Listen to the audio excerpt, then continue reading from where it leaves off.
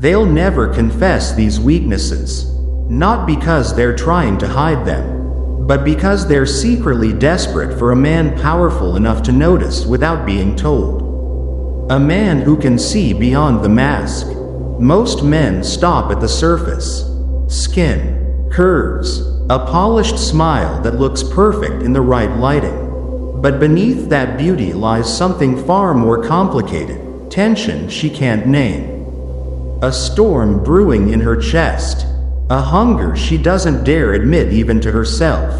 She isn't waiting for another compliment about her eyes or her hair. She's aching for presence. She doesn't care about shallow approval. She wants to feel your edge. You're not here to impress her. You're here to read her. To watch the flicker in her gaze when silence lingers between you. To hear the hesitation behind her voice when she says, "I'm fine." To notice the tiny cracks in her strength. The ones she desperately hopes someone strong enough will finally see. This isn't about manipulation. It's about masculine mastery, stoic, sexual, unshakable. You're not here to tear her open. You're here to stand steady while she slowly exposes herself. And that calm, immovable energy, that's what makes you dangerous in her world. Before we dive deeper, I have something special for you, a free ebook, the Female Mind Control Handbook. Inside, you'll discover hidden insights that reveal what truly makes a woman crave you. Don't miss it. The link is waiting for you in the description and the pinned comment. Now, let's step into the first hidden truth, the craving she'll never admit out loud. She wants to be owned. Picture her across the room, glowing with confidence, carrying herself like she's untouchable, pretending she's the one in control. But here's the truth, beneath all that, she longs for the opposite. Her deepest desire isn't to dominate, it's to surrender, not to some weak man who begs for her affection, but to the man who doesn't flinch, who holds his ground no matter what storm she brings. She wants to be taken, not by force, but by undeniable masculine presence. That is her hidden weakness. She yearns to be possessed emotionally, mentally, sexually, by a man capable of holding all of her chaos without losing himself. But society told her it was wrong, so she buries it under layers of modern independence, shields it with polished words, and disguises it with filters of feminism. Still, her body remembers, her instincts know. That's why she tests you. She'll pull away, push your buttons, challenge your authority. On the surface, it looks like resistance, but beneath, she's waiting for the man who doesn't ask for permission to lead. The stoic man, the one who moves with intention, with silence, with command. He reads the room, sees the hunger hiding in her eyes, and stays unshaken. That contrast, her inner storm meeting your outer stillness, ignites something ancient inside her. It bypasses logic. It makes her soften, submit, and surrender without even realizing it. Most men never reach this point. They waste energy trying to impress, seduce, or prove their worth. But here's the truth. A woman isn't conquered by words. She is claimed by the unapologetic gravity of a man who knows who he is. Be that man, and she will follow your lead, breathless, open, grateful. And this is only the beginning, because what comes next will reveal the second hidden weakness she's desperate for you to uncover. Her lips may form lies, but her true weakness is emotional nudity. A woman can twist her words, but her emotions, her energy, her body language, they never lie. She might look you in the eye and say, "I'm not looking for anything serious." But at the same time her pupils are blown wide and her breath grows shallow. She'll swear, "I don't catch feelings." Yet she's checking your stories at 3 a.m. She'll smile and say, "We're just having fun," but then turn icy the moment you speak to another girl. Her words are armor, thin, glittering, and fragile, but her behavior? That's the truth bleeding through. This is her second weakness. Deep down, she wants to feel emotionally naked. She wants to be seen in her chaos, in her lust, in her contradictions, without being judged, without being dissected. But here's the catch. Most men either fail to notice, or worse, they notice but become too emotional themselves, losing their balance the moment they catch a glimpse of her storm. The Stoic man is different. He does the opposite. He watches, he listens, he waits, he sees her storm and stands as the mountain. He doesn't ask, "So, what are we?"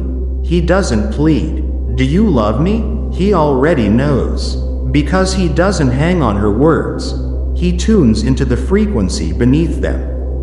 Stoicism teaches that appearances are deceptive. You don't judge by talk, you judge by action. So when she laughs a little too loud, when she looks a little too perfect, when she brags too much about how unbothered she is, the Stoic man sees through the performance. He sees the girl trembling just behind the mask, and when he finally chooses to speak, he doesn't flatter her with empty praise. He says something disarming, something that cuts through all the noise. "You don't have to pretend around me." Boom. In that instant, her defenses collapse. Her legs may not part, but her soul does. That's emotional intimacy. That's the real seduction. Now comes the third hidden weakness. Drama. She may swear she wants peace. She may claim all she craves is stability, but watch closely. Many women are addicted to emotional chaos. It's her drug of choice. She'll start small fights over nothing, vanish for hours without explanation, create stories in her head that don't even exist. Why? Because drama gives her a sense of control. Emotion is her native language, and she wants to see how you respond to it. This is her test, not to destroy you, but to measure you, to see if you'll lose your composure, if you'll chase, if you'll argue back like a boy, or stand tall like a man. And that right there is her third weakness. She subconsciously creates tension, not to win against you, but to feel the force of your reaction. And when you don't give her the emotional spike she's craving, one of two things happens. She either evolves, or she disappears. Either way, you win. Because the Stoic man doesn't flinch when provoked. He doesn't beg when she turns cold. He doesn't compete for her attention. He attracts it by doing absolutely nothing unnecessary with his emotions. Seneca once said, "If you want to win, learn to endure without complaint." And that's exactly what happens here. She doesn't even understand why your silence unsettles her so deeply. But it does. It forces her to sit with her own storm, to feel her own drama without pulling you into it. And when you stay calm, you hold the masculine frame. Inside that frame, she can finally rest, not because you tamed her, but because you refused to dance with her chaos. That refusal already sets you apart. Now comes her fourth weakness, one that runs deeper than most men realize. She lives in fantasy, yet reality is her blind spot. Let's strip it down to the raw core.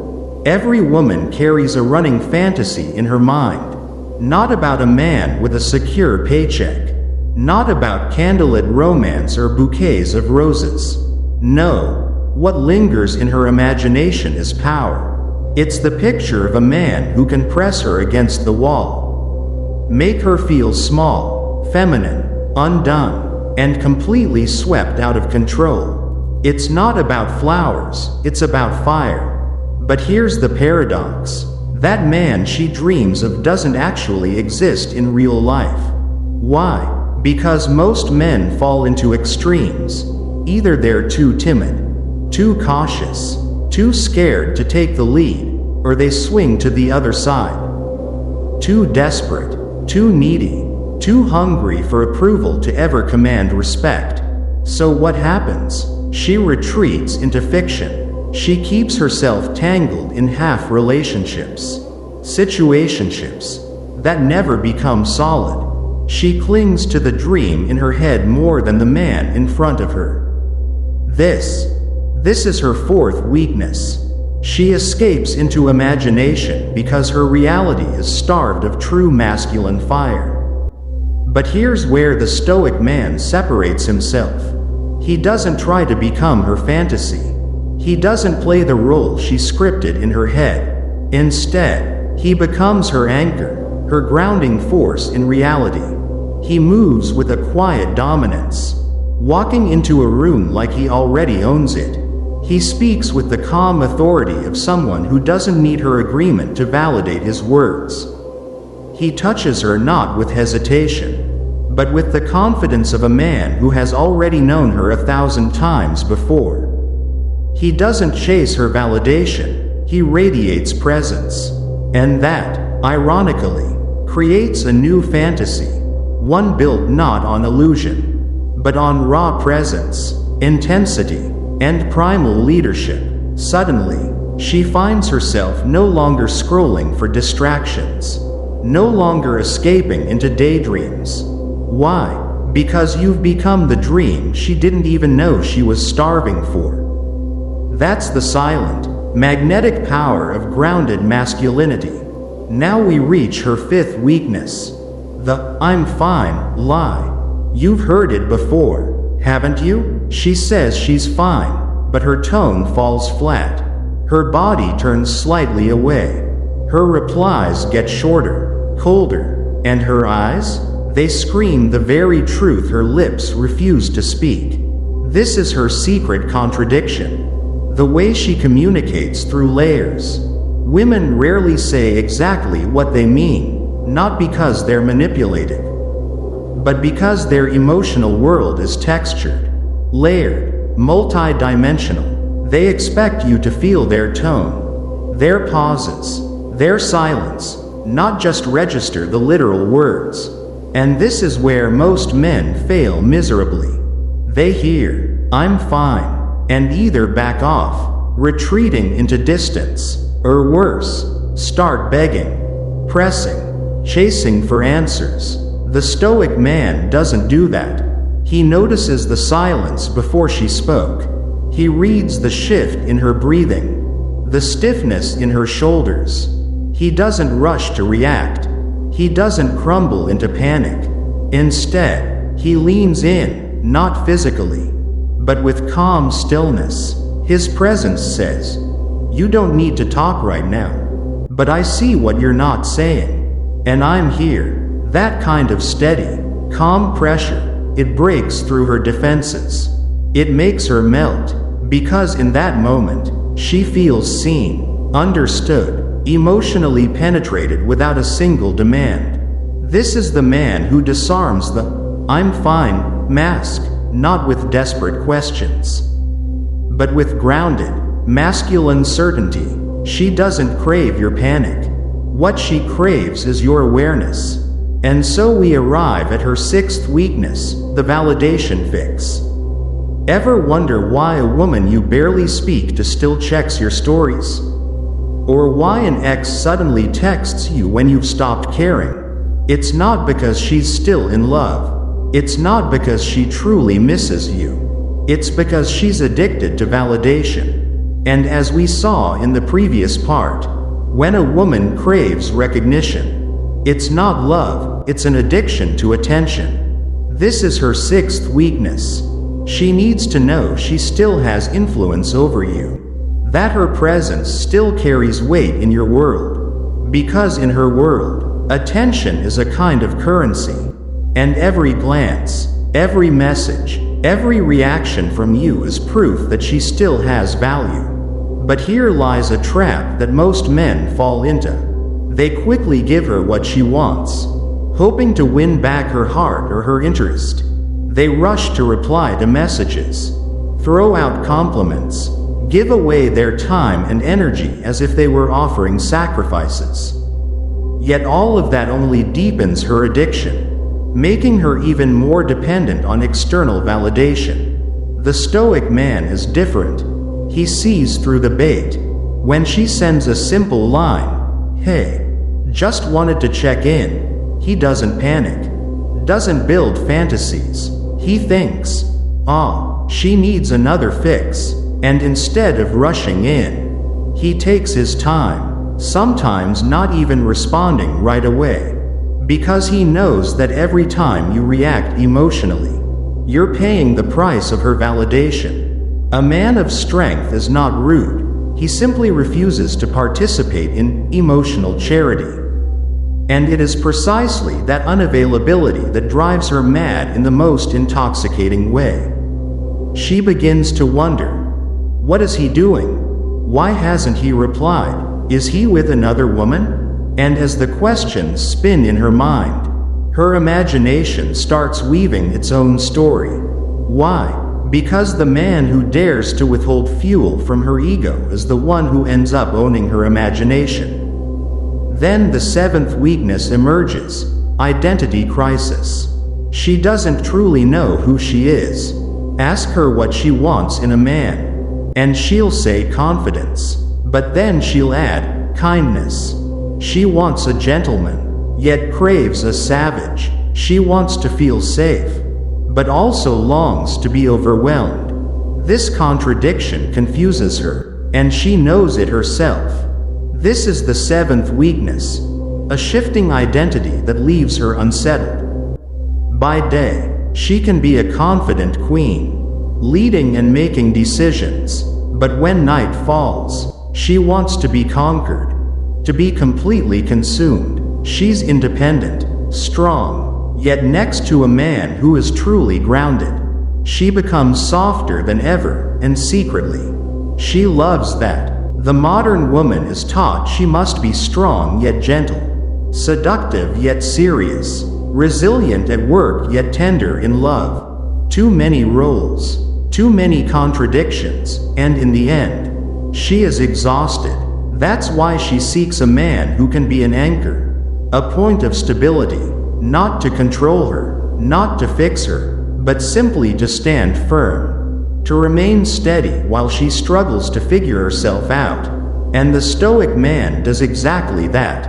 He isn't shaken when she shifts her moods. He doesn't argue when she contradicts herself.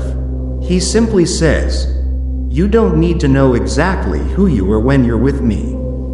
Just be here. I'll still be myself." And it is that stability that pulls her deeper into an emotional spiral. That makes her trust and let go. In a world full of identity confusion, the man who knows himself becomes the compass. Then comes the eighth weakness, the mask of strength. She walks into a room like a queen, head held high, voice sharp. She pays her own bills, lets no one hold power over her. You think she doesn't need you? Wrong. Because that strength is often just a survival shield. She had to be strong because weak men once disappointed her, because her trust was once betrayed, because the world often punishes women who appear fragile. So she wears armor, walking like a warrior. But what you don't see is this: beneath the hardness lies a longing to be led, not by a tyrant, but by a man strong enough to hold her fire without being burned. She doesn't need your money. What she craves is your emotional strength, your unshakable decisiveness, your ability to say no without hesitation. She needs to feel the steadiness in you when you declare, "We're going this way," and you don't blink. Picture it. She raises her voice, her edges sharp, her energy fiery. Yet you don't retreat. You stay calm, pull her close even as she's yelling, and hold her with love, but without apology. That's the moment her armor begins to soften. Because deep down, a powerful woman doesn't want endless battles with a man. What she truly wants is the rare relief of surrendering to one who will not fold. Then comes the ninth weakness: thought loops. Have you ever noticed how her mind can't seem to stop spinning? She overthinks, replays the smallest moments again and again. You say something harmless, and she replays it 40 times in her head. She builds entire scenarios from a single word, creates drama out of complete silence. Why does this happen? Because women rarely process in straight lines. Their thoughts move in circles, loops that echo, expand, and multiply until the silence becomes a storm inside their mind. This is her ninth weakness: living inside those loops, unable to escape unless you break the pattern. But here's the truth: logic won't break it. Explaining won't stop it. Trying to fix it only feeds it. The only way out is masculine interruption. You cut through the loop not with words, but with presence. You grab her waist, lock eyes with her, and say firmly, "Stop thinking. Come here." You touch her neck, pull her closer, kiss her like she belongs to you, and in that instant, the spiral shatters. Suddenly she's no longer lost in her head. She's back in her body, back in the moment, back with you. The Stoic man never argues with her thoughts. He doesn't get trapped in her endless scenarios.